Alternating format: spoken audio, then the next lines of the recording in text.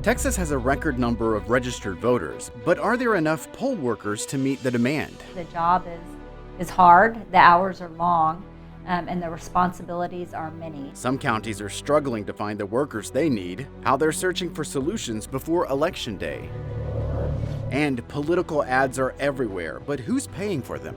It's not always easy to find out. We're tracking how dark money flows into Texas election advertising and the Supreme Court cases that got us here.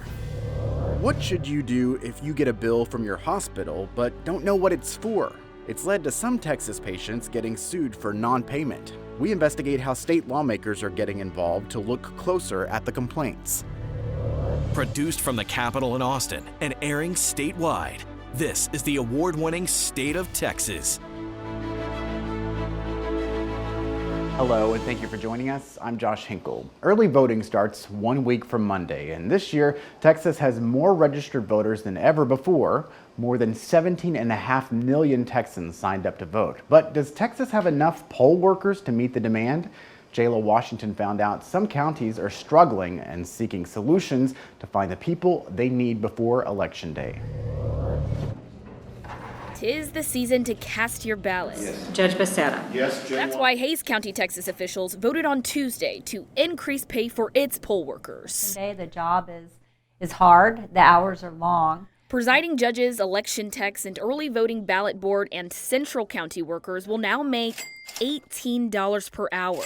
Early voting and election day clerks will be paid $16 an I hour. think that we do need to keep up with our neighboring counties so that we can continue to have poll worker interest. Still, Texas isn't fully staffed with election workers quite yet. But Sam Taylor from the Secretary of State's office says we are in a much better spot now than before the primary election. Recently, the Dallas County is working to recruit more poll workers. I think they are on track to get the amount that they need. In Bexar County, for example, a judge recently ordered that they expand the number of polling locations. That's something where the county is going to have to adjust. We've told you about election workers quitting, like in Gillespie County, after alleged threats and harassment. And this comes during a time now where we may need these employees more than ever before. There's been an exponential increase in voter turnout. We've got 2 million more registered voters this time around than we did back in the 2018 midterm. So, depending on county size, Taylor says up to 3,000 poll workers could be needed. Hays County says it expects it'll have plenty of hands on deck, making for a smooth election. So we appreciate them, and we just look forward to working with them. Jala Washington, State of Texas. Time is running out for counties to find election workers. Early voting starts on October 24th and runs through November 4th. Election Day is Tuesday, November 8th. With less than a month left before the November election, you're likely seeing more political ads online and airing on TV. We've been working to fact check and dig into ads airing across Texas. Investigator Avery Travis has a closer look at why it's often hard to track the money behind some of these ads. 3 men, again. A mysterious new group, Could Have Been Worse LLC, made headlines last month with its first ad targeting top Texas Republicans. Its latest out blames the governor for failures following last year's winter storm. Texas was unprepared. We've gotten a lot of questions about this group and who they are. The Google subscriber you have called is not available. Advertising paperwork filed with the Federal Communications Commission shows a Virginia phone number listed as the contact. It can be very difficult and frustrating, frankly, to even find out who they are. Austin election attorney Roger Borgelt says it's common to come across dark money during election cycles, spent by nearly anonymous donors to influence elections through different types of organizations. For example, political action committees, or PACs, have to disclose their donors as they can donate directly to a candidate's campaign. Super PACs, on the other hand, cannot, but they're still subject to reporting requirements. However, there are ways to mask donors' identities. Limited liability corporations and shell companies can hide individual donors' names. And nonprofits, or 501c, are not required to disclose their donors to the public. When you look at the principle of it, it makes sense. You don't want retribution against people for contributing money to a nonprofit.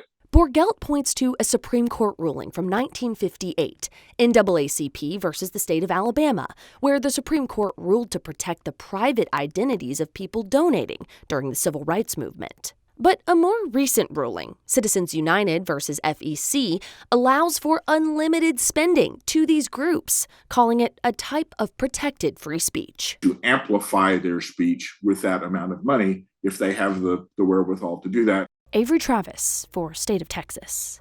A nonprofit called Open Secrets tracks dark money in elections. They estimate more than $26 million have been spent already this year by outside groups that do not disclose their donors.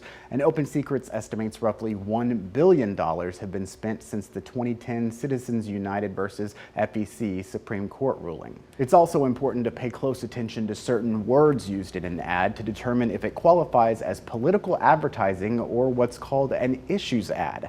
Ads expressly advocating for or against a candidate are subject to federal campaign regulations, according to a different Supreme Court decision from 1976 called Buckley versus Vallejo. Meanwhile, it ruled that issues ads are not because they are protected free speech under the First Amendment.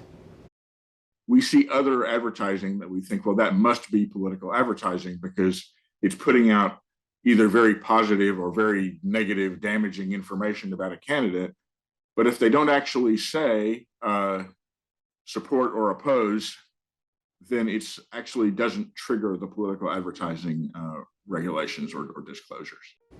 For example, the latest ad by Could Have Been Worse LLC lists a number of problems following the winter storm and says the problems are, quote, thanks to three men, showing Governor Greg Abbott, Lieutenant Governor Dan Patrick, and Attorney General Ken Paxton. However, the ad never expressly says to vote for their opponents or against them, so it's been classified as an issues ad. You won't see TV ads for some of the most relevant faces on your ballot. How you can find out more about candidates deeper on the ballot and why those decisions matter more than you think. First, hospital patients sued for not paying their bill, even when they say they never got an itemized invoice. How state lawmakers are getting involved to take a closer look at this complaint.